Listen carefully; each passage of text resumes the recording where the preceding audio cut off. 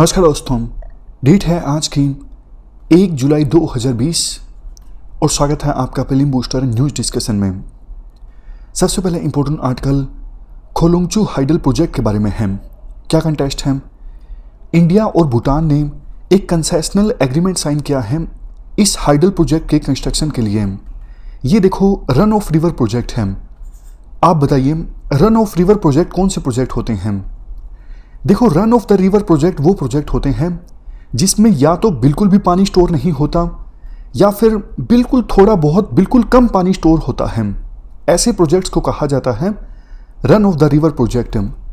कौन से रिवर के ऊपर है ये प्रोजेक्ट? देखो, ईस्टर्न भूटान में एक जिला है त्रासी यांगसे डिस्ट्रिक्ट। इस डिस्ट्रिक्ट में खोलुंगचू रिवर के ऊपर ये हाइडल प्रोजेक्ट इस्टेब्लिश किया जाएगा।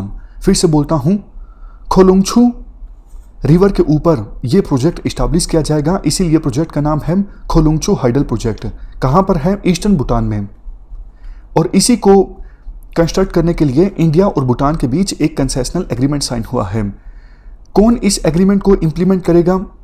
इसके लिए देखो एक जॉइंट वेंचर इस्टेब्लिश हुआ है, एक कंपनी इस्टेब्लिश हुई है जिसमें इंडिया की तरफ से सतलुज जल विद्युत निगम लिमिटेड की हिस्सेदारी होगी 50% और भूटान की तरफ से द्रुक ग्रीन पावर कॉरपोरेशन यानी DGPC की हिस्सेदारी होगी 50%।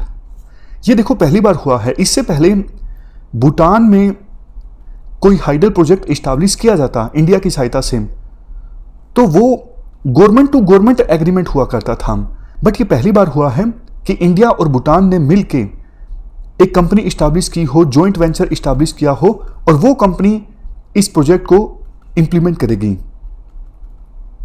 और बेसिक जानकारी हम डिस्कस कर लेते हैं इस प्रोजेक्ट से संबंधित। देखो, 2008 में इंडिया ने भूटान को कहा था हम आपकी मदद करेंगे 2020 आते आते आपके देश में 10,000 मेगावाट इलेक्ट्रिसिटी को जनरेट करने में। और इस लक्ष्य को अचीव करने के लिए 2008 में ही इंडिया और भूटान के बीच 4 एडिशनल हाइडल प्रोजेक्ट्स पर सहमति बनी थी। उसी में से एक है ये खोलुंगचू हाइडल प्रोजेक्ट। जैसा शुरुआत में मैंने आपको बताया, इस प्रोजेक्ट के बारे में सिग्निफिकेंट चीज़ एक तो देखो ये है, पहले government to government agreement sign होते थे इंडिया और भूटान के बीच। ये पहली बार ऐसा हुआ है, जॉइंट वेंचर इस्टेब्लिश किया गया है दोनों देशों के द्वारा, जिसमें दोनों देशों की 50-50 हिस्सेदारी है, 50-50% हिस्सेदारी है। तो ये हमने खोलुंगचू हाइडल प्रोजेक्ट के बारे में आर्टिकल डिस्कस किया। चलते हैं आगे। Next article gold nano particles के बारे में है। क्या कंटेस्ट है? National centre for polar and ocean research यानी NCPOR, इस रिसर्च इंस्टीट्यूट ने गोवा यूनिवर्सिटी के साथ मिलकर गोल्ड नैनो पार्टिकल्स को सफलतापूर्वक सिंथेसाइज किया है। सिंथेसाइज करने का क्या मतलब होता है? आप मुझे एक बात बताइए, सिंथेसिस का क्या मतलब होता है? सिंथेसिस का मतलब ये होता है कई सारे आइडियाज़ को कनेक्ट करके एक थ्योरी ड्रा करना। फिर से बोलता हूँ, सिंथेसिस का मतलब होता है कई सारे आइडियाज़ को मिला के एक थ्योरी ड्रा करना। ये मतलब होता है सिंथेसिस का, और ऐसे करने की प्रक्रिया को कहा जाता है सिंथेसाइज करना। तो हुआ ये होगा, गोल्ड नैनो पार्टिकल्स के बारे में अलग अलग आइडियाज़ होंगे, अलग अलग बिलीव्स होंगे, उन सबको आपस में कनेक्ट करके जोड़ के एक कॉमन थ्योरी ड्रा की गई है इन दोनों रिसर्च इंस्टीट्यूट्स के द्वारा मिलके, गोवा यूनिवर्सिटी और NCPOR के द्वारा मिलके। क्या है थ्योरी? अब बेसिक डिटेल्स जानते हैं। सबसे पहले तो देखो आप ये जान लीजिए, इस स्टडी को कंडक्ट करने के लिए साइक्लोटोलरेंट अंटार्कटिक बैक्टीरिया का इस्तेमाल किया गया, और वो भी बिल्कुल non toxic, low cost, eco friendly manner में। तो इस प्रकार से ये स्टडी कंडक्ट हुई। स्टडी से ये रिवील होता है गोल्ड नैनो पार्टिकल्स जेनोटॉक्सिक इफेक्ट को शो करते हैं सल्फेट रिड्यूसिंग बैक्टीरियाज के ऊपर। मैं फिर से बोलता हूँ, आप ध्यान से सुनिएगा। स्टडी से ये रिवील होता है जो ये गोल्ड नैनो पार्टिकल्स हैं ये सल्फेट रिड्यूसिंग बैक्टीरिया के ऊपर जीनोटॉक्सिक इफेक्ट को शो करते हैं।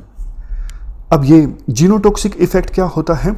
जब कोई केमिकल एजेंट इतना कैपेबल हो कि वो DNA की जेनेटिक इंफॉर्मेशन को डैमेज कर सके और सेल को म्यूटेट कर सके, मतलब सेल में परिवर्तन ला सके। इसका मतलब वो केमिकल एजेंट जीनोटॉक्सिक है। मैं फिर से बोलता हूँ क्योंकि थोड़ा सा ये कॉम्प्लिकेटेड है। जब देखो कोई केमिकल एजेंट किसी डीएनए की जेनेटिक इंफॉर्मेशन को डैमेज कर सकता है, इतनी कैपेबिलिटी है उसके पास, सेल को म्यूटेट कर सकता है, तो इससे कैंसर भी हो सकता है। तो मतलब वो केमिकल एजेंट जो है वो जीनोटॉक्सिक है। और स्टडी से ये भी पता लगता है कि gold nano particles enough antibacterial properties show करते हैं और सल्फेट रिड्यूसिंग बैक्टीरिया की ग्रोथ को कम करते हैं। मतलब इनका इस्तेमाल किया जा सकता है anti cancer, antiviral, anti diabetic और कोलेस्ट्रॉल लोअरिंग ड्रग्स के लिए। तो ये हमने गोल्ड नैनो पार्टिकल्स के बारे में आर्टिकल डिस्कस किया। चलते हैं आगे। अगला आर्टिकल हमारा अटॉर्नी जनरल ऑफ इंडिया के बारे में है। क्या कंटेक्स्ट है? अभी फिलहाल देखो अटॉर्नी जनरल के पद पर हैं के वेणुगोपाल। इनका कार्यकाल खत्म होने वाला था, लेकिन प्रेसिडेंट ऑफ इंडिया ने एक और साल के लिए इनको रीअपॉइंट कर दिया है, के वेणुगोपाल को। हमारे संविधान के आर्टिकल 76 में अटॉर्नी जनरल के बारे में बताया गया है। काफ़ी बार यूपीएससी इस प्रकार के क्वेश्चन पूछ लेती है, क्या संविधान में अटॉर्नी जनरल जो वर्ड है वो मेंशन है या फिर नहीं है? मेंशन है आर्टिकल 76 के अंतर्गत। कौन अपॉइंट करता है? एजी को। प्रेसिडेंट के द्वारा इनको अपॉइंट किया जाता है। और देखो एलिजिबिलिटी क्राइटेरिया ये है, अगर कोई पर्सन एलिजिबल हो सुप्रीम कोर्ट का जज बनने के लिए तो उसे ही अटॉर्नी जनरल के रूप में अपॉइंट किया जा सकता है। वैसे संविधान में कोई प्रोसीजर नहीं बताया गया है कि किस प्रकार से रिमूव किया जा सकता है अटॉर्नी जनरल को, ना ही ये बताया गया है किन ग्राउंड्स पर रिमूव किया जा सकता है, और ना ही ये बताया गया है अटॉर्नी जनरल का जो कार्यकाल है वो कितने साल का हो सकता है। लेकिन हाँ, इतना ज़रूर है अटॉर्नी जनरल जो है वो जब तक प्रेसिडेंट की प्लेजर है तब तक ऑफिस होल्ड कर सकते हैं। मतलब जब तक राष्ट्रपति चाहें तब तक अटॉर्नी जनरल इस पोस्ट पर रह सकते हैं। ना ही रिनमरेशन के बारे में बताया गया है संविधान में। जितना प्रेसिडेंट के द्वारा डिटरमाइन किया जाता है, डिसाइड किया जाता है, उतनी ही सैलरी मिलती है अटॉर्नी जनरल को। काम क्या होता है? लीगल मैटर्स पर, कानूनी मामलों में सलाह दी जाती है अटॉर्नी जनरल के द्वारा गवर्नमेंट ऑफ इंडिया को। इसके अलावा देखो प्रेसिडेंट जो भी लीगल ड्यूटी असाइन करते हैं वो परफॉर्म की जाती है अटॉर्नी जनरल के द्वारा, या फिर संविधान या फिर दूसरे कानून में कोई भी ड्यूटी अगर बताई गई है अटॉर्नी जनरल के लिए तो उसे अटॉर्नी जनरल के द्वारा परफॉर्म किया जाता है। राइट्स की बात करें, हमारी देश की टेरिटरी में कोई भी कोर्ट हो, वहाँ उस कोर्ट की प्रोसीडिंग में अटॉर्नी जनरल के द्वारा पार्टिसिपेट किया जा सकता है। अटॉर्नी जनरल को पार्लियामेंट के दोनों हाउसेस में बोलने का अधिकार है। जॉइंट सीटिंग हो उसमें भी पार्टिसिपेट कर सकते हैं एजी। इसके अलावा पार्लियामेंट की कोई कमेटी की मीटिंग हो वहाँ भी हिस्सा ले सकते हैं। लेकिन हाँ, एक बात याद रखिएगा, वोट देने का अधिकार नहीं है एजी को। ऐसा नहीं कि लोकसभा में किसी मुद्दे पर वोटिंग चल रही हो और एजी उस हाउस की प्रोसीडिंग को उस समय अटेंड कर रहे हों, लेकिन वोट उनको नहीं देने दिया जाएगा। इसके अलावा देखो, एक मेंबर ऑफ पार्लियामेंट को जो भी प्रिविलेजेस यानी विशेषाधिकार और इम्यूनिटीज मिलती हैं वो सारी एजी के द्वारा भी एंजॉय की जाती हैं। लास्ट में एक और इंपॉर्टेंट चीज जिस पे क्वेश्चन बनता है, देखो एजी को गवर्नमेंट सर्वेंट नहीं माना जाता है। वो एजी का काम करते करते प्राइवेट प्रैक्टिस भी कर सकते हैं। मतलब अपना कोई पर्सनल केस लड़ना चाहें तो वो भी लड़ सकते हैं, लेकिन कुछ कंडीशंस हैं, जैसे गवर्नमेंट ऑफ इंडिया के खिलाफ केस नहीं लड़ सकते, ये सब कुछ। तो ये हमने एजी के बारे में यानी अटॉर्नी जनरल ऑफ इंडिया के बारे में आर्टिकल डिस्कस किया। चलते हैं आगे। नेक्स्ट आर्टिकल कोवैक्सीन के बारे में है। क्या कंटेस्ट है? ये देखो, इंडिया की पहली कोविड-19 वैक्सीन कैंडिडेट है जिसे drug controller general of India ने अप्रूवल दिया है फेज 1 और फेज 2 के ह्यूमन क्लिनिकल ट्रायल्स के लिए।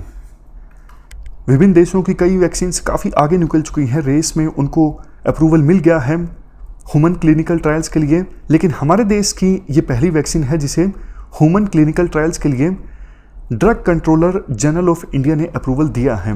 ये इनएक्टिवेटेड वैक्सीन है जिसे क्रिएट किया गया है SARS-CoV-2 वायरस के स्ट्रेन की सहायता से। किसने इस वैक्सीन को डेवलप किया है? भारत बायोटेक ने Indian council of medical research and national institute of virology के साथ मिलकर इस वैक्सीन को डेवलप किया है। वैसे देखो, जो भारत बायोटेक हमारी कंपनी है, ये एक और वैक्सीन के लिए भी मिलकर काम कर रही है दूसरी कंपनीज के साथ। इसका नाम है CoroFlu.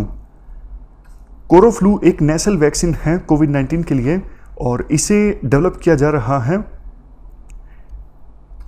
University of Wisconsin medicine के वायरोलॉजिस्ट, उसके अलावा फ्लूजन और तीसरे नंबर पे भारत बायोटेक, इन तीनों के द्वारा मिलकर।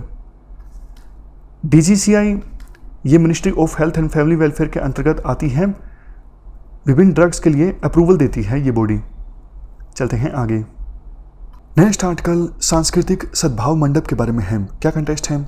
Union minister of minority affairs ने फाउंडेशन स्टोन रखा सांस्कृतिक सद्भाव मंडप का। कहाँ पर? उत्तर प्रदेश के रामपुर में। ये देखो, एक कम्युनिटी सेंटर है जिसको इस्टेब्लिश किया गया है मिनिस्ट्री ऑफ माइनॉरिटी अफेयर्स के द्वारा प्रधानमंत्री जन विकास कार्यक्रम स्कीम के अंतर्गत। पर्पज़ क्या है इस सेंटर को इस्टेब्लिश करने का? इसको देखो, various socio economic cultural activities के लिए इस्तेमाल किया जाएगा। इसके अलावा स्किल डेवलपमेंट, ट्रेनिंग, कोचिंग और कोरोना जैसी महामारी के दौरान रिलीफ एक्टिविटीज़ के लिए और दूसरी कई सारी स्पोर्ट्स एक्टिविटीज़ के लिए भी। अब बात करें प्रधानमंत्री जन विकास कार्यक्रम की। ये देखो, मिनिस्ट्री ऑफ माइनॉरिटी अफेयर्स का एक कार्यक्रम है। मकसद इस कार्यक्रम का ये है, माइनॉरिटी कम्युनिटी के लोगों को अच्छी socio economic infrastructure facilities provide करना, पर्टिकुलरली एजुकेशन की फील्ड में, हेल्थ की फील्ड में, स्किल डेवलपमेंट की फील्ड में। ये एक सेंट्रली स्पॉन्सर्ड स्कीम है, मतलब पैसा आता है सेंट्रल गवर्नमेंट की तरफ से, लेकिन स्टेट्स भी शेयर करते हैं खर्च को। तो ये हमने बात की सांस्कृतिक सद्भाव मंडप एवं प्रधानमंत्री जन विकास कार्यक्रम की। अब लास्ट में हम रिवाइज कर लेते हैं आज हमने क्या क्या डिस्कस किया। 5 स्टेटमेंट्स हैं आपके सामने, आप मन में सोच लीजिए कौन सी स्टेटमेंट सही है, कौन सी गलत है। खोलुंगचू प्रोजेक्ट क्या इंडिया और नेपाल का प्रोजेक्ट है? नहीं, इंडिया और भूटान का प्रोजेक्ट है, मतलब जॉइंट वेंचर इस्टेब्लिश किया गया है दोनों देशों के द्वारा। जॉइंट वेंचर में 50-50% हिस्सेदारी है। नेपाल का कोई रोल नहीं है इस प्रोजेक्ट में। दूसरी statement attorney general of India के बारे में। लास्ट स्टेटमेंट ध्यान से पढ़िए। अटॉर्नी जनरल को रिमूव किया जा सकता है only on the grounds of proved misbehaviour और इनकैपेसिटी। ये गलत स्टेटमेंट है। गलत स्टेटमेंट इसलिए है क्योंकि संविधान में बताया नहीं गया है कि किन ग्राउंड्स पर रिमूव किया जा सकता है अटॉर्नी जनरल ऑफ इंडिया को। उसके बाद कोवैक्सीन, ये इनएक्टिवेटेड वैक्सीन है जो कि क्रिएट की गई है इन्फेक्शियस SARS-CoV-2 वायरस के स्ट्रेन की सहायता से। सही स्टेटमेंट। गोल्ड नैनो पार्टिकल्स, इनको यूज किया जा सकता है as a composite therapeutic agent clinical trials specially in anti cancer, anti viral, anti diabetic and cholesterol lowering drugs के लिए। ये बिल्कुल सही स्टेटमेंट है। सबसे लास्ट में प्रधानमंत्री जन विकास कार्यक्रम, ये ट्राइबल्स से रिलेटेड स्कीम है। गलत स्टेटमेंट। ये माइनॉरिटीज़ से रिलेटेड स्कीम है। तो ये थी हमारी आज की डिस्कशन। फिलहाल इस डिस्कशन में इतना ही है। Thank you very much for discussion.